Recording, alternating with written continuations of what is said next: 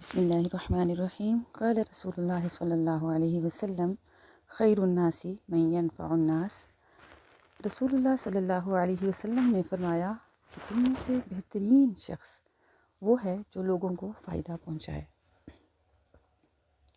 اگر انسان کی زندگی دیکھی جائے تو خیر الناس من ينفع الناس سے خالی نہیں ہونی چاہیے۔ انسان سے مراد ایسا مسلمان جس کے ہاتھ اور زبان سے دوسرا مسلمان محفوظ ہے۔ مذہب کوئی بھی ہو، انسانیت کا درس تو ہر مذہب ہی دیتا ہے۔ تمام مذاہب کا یہ یکساں کار فرما اصول ہے کہ جیسا کرو گے ویسا بھرو گے۔ حقوق اللہ تو اللہ تعالیٰ معاف فرما دے گا، لیکن انسانوں کے حقوق اس وقت تک معاف نہیں ہوتے جب تک انسان خود معاف نہیں کرے گا۔ اور ہم میں سے کون ایسا ہے جو انسانوں کے حقوق کا خیال رکھتا ہے؟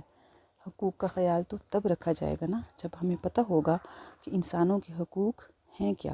ہمیں تو اپنے سوا یقیناً کوئی نظر ہی نہیں آتا۔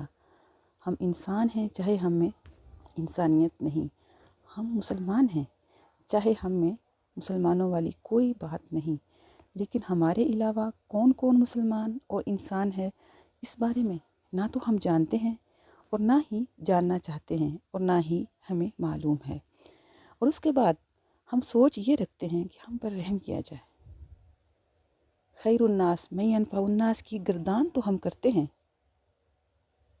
سب جانتے ہیں، اور اگر کوئی نہیں جانتا تو وہ اپنے گریبان میں دیکھ لے، ہمیں خود ہی پتہ چل جائے گا آج انسان کیوں نقصان میں ہے، ہر طرف سے اس پر کیوں مشکلات نازل ہو رہی ہیں۔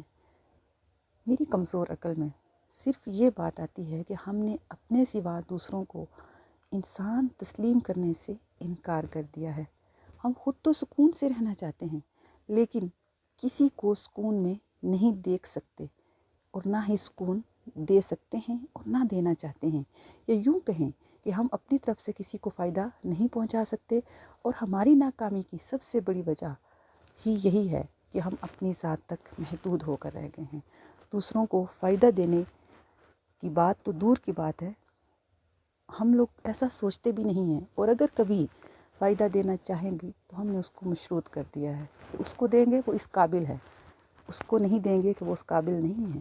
ہم کون ہوتے ہیں یہ ڈیسائیڈ کرنے والے کہ کون کس قابل ہے؟ یہ تو اللہ تعالیٰ کی ذات جانتی ہے کہ کون کس قابل ہے۔ تو یہ زندگی اللہ کی عطا ہے، اور ایک دن ہم نے اللہ ہی کے پاس جانا ہے اور جواب دہ ہونا ہے۔ ہمیں انسانوں کے حقوق کا خیال رکھنا چاہیے، اور یہ ضروری ہے۔